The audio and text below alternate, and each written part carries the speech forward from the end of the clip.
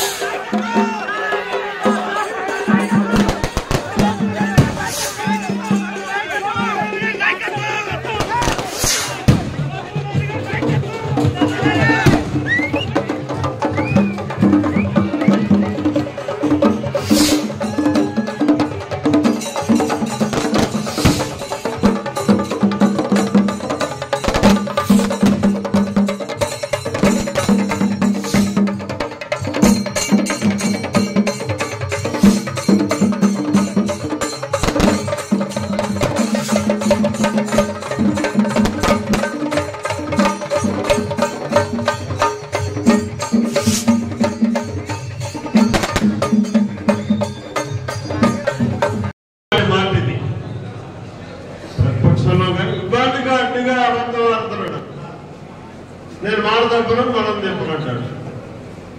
మరి మాట తప్పను మనం తెప్పనని ఒక్కటే నేను కోసిస్తున్నాయి. వేళ మద్యపాన నిషేధాన్ని అమలు చేస్తానని చెప్పావు కదా, ఇవాళ అమలు చేసేవా?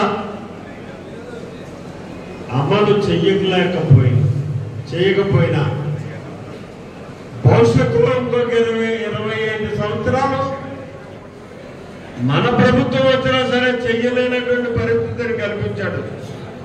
ఈ తాగుబోతుల తల్లన్ని తాకట్టు పెట్టి 25,000 కోట్ల రూపాయలు 25 సంవత్సరాల్లో వడ్డీతో సహా తీర్చడానికి తాకట్టు పెట్టేసినటువంటి పరిస్థితి. అంటే ఇంకెక్కడ మద్యపాన నిషేధం ఎలా అమలు చేస్తాం?